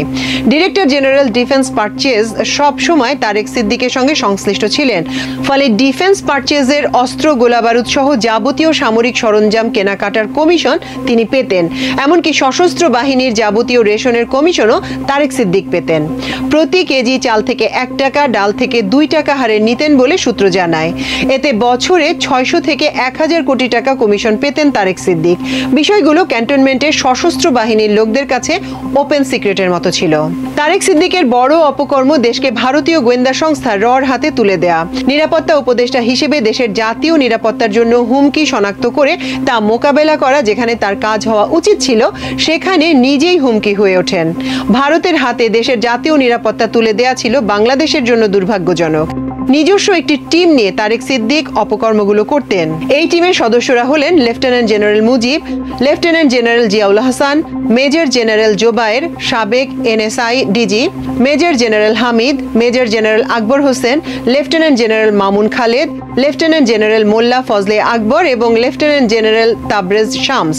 এরা শেখ হাসিনা, তারেক সিদ্দিক ও ভারতীয় রয়ের অনুগত কর্মকর্তা হিসেবে সশস্ত্র বাহিনী মহলে পরিচিত ও আলোচিত। নির্ভরযোগ্য সূত্রে আরও জানা গেছে, ভারতীয় রকে ঢাকা সেনানিবাসে ঢুকিয়ে দেওয়ার দুঃখজনক দেশবিরোধী কাজটি করেন তারেক সিদ্দিকী ও তৎকালীন DGFI chief lieutenant general Molla Fazle আকবর। সূত্র জানায়, রয়ের জন্য DGFI এর কচুক্ষেত সদর দপ্তরের 2টি ফ্লোর অলিখিতভাবে বরাদ্দ ছিল। ওই 2টি ফ্লোরে DGFI এর কোনো কর্মচারীর প্রবেশ নিষিদ্ধ ছিল। র ক্যান্টনমেন্টে বসেই আমাদের সশস্ত্র বাহিনী ও সরকার নিয়ন্ত্রণ করত। রয়ের অতি বিশ্বস্ত মানুষ হিসেবে তারেক সিদ্দিক তার 208 নম্বর বাড়িতে বসে দেশের বিরুদ্ধে বিভিন্ন ষড়যন্ত্রে মেতে থাকতেন। শেখ হাসিনাকে ক্ষমতায় রাখা, ভারতের স্বার্থ বাস্তবায়ন এবং আখের গোছানোই ছিল তাদের প্রধান কাজ। একইভাবে জেনারেল অবসরপ্রাপ্ত তারেক সিদ্দিক সেনানিবাস এলাকায় NSI এর আর্মি উইংও গড়ে তোলেন। এই উইং এর 3টি অফিস ছিল, একটি সেনানিবাসের ভেতরে, অন্য দুটি বনানীর DOHS এলাকা ও লেকশোর হোটেলের নিচে। সেনাবাহিনীর অবসরপ্রাপ্ত কর্মকর্তারা এই অফিসে কাজ করতেন। এরা তারেক সিদ্দিক ও শেখ হাসিনার প্রতি খুবই অনুগত ছিলেন, একেবারে DNA টেস্টেড। কাগজে কলমে এই অফিসের কোনো রেকর্ড রাখা হয়নি। এই অফিসে যারা কাজ করতেন তাদের বেতন ভাতা সরকার থেকে দেয়া হতো না। NSI এর সোর্স মানি থেকে এই বেতন ভাতা দেয়া হতো। গাড়ি এবং অফিস ভাড়াও ছিল সোর্স মানির টাকায়। এই উইং NSI এর অর্গানোগ্রামে নেই এবং এর কোনো সরকারি অনুমোদনও ছিল না। NSI এর রেকর্ডের অস্তিত্ব রাখা হয়নি। এই উইং এর কাজ ছিল রয়ের কচুক্ষেত আসা নির্দেশাবলী পালন এবং ওই অফিসকে ফিডব্যাক দেয়া। কর্নেল মোস্তফা নামে একজন অবসরপ্রাপ্ত সশস্ত্র বাহিনীর কর্মকর্তা এই উইং এর দায়িত্বে ছিলেন। তিনি শেখ হাসিনা ও তারেক সিদ্দিকের খুবই বিশ্বস্ত একজন কর্মকর্তা বলে জানা গেছে। সেনা অফিসারদের পাশাপাশি র্যাব ও পুলিশের দেশদ্রোহী কিছু কর্মকর্তাও তারেক সিদ্দিকের অপকর্মে যোগ দেন।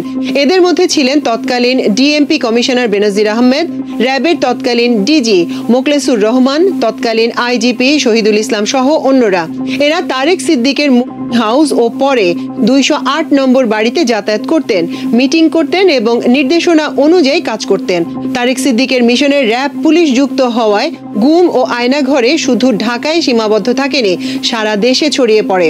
অর্থাৎ সেনা ও পুলিশ র্যাব কর্মকর্তাদের মধ্যে প্রতিযোগিতা শুরু হয়ে যায়, কে কত গুম করবে এবং আয়নাঘরে নিয়ে মানুষকে বন্দি করবে। গুলশান লেকশোর হোটেলের গ্রাউন্ড ফ্লোরেও অফিস গড়ে তোলা হয় অপকর্ম বাস্তবায়নের জন্য। সবাইকে শুভকামনা জানিয়ে আমি শারমিন রমাজ এখানেই বিদায় নিচ্ছি। ভালো থাকবেন।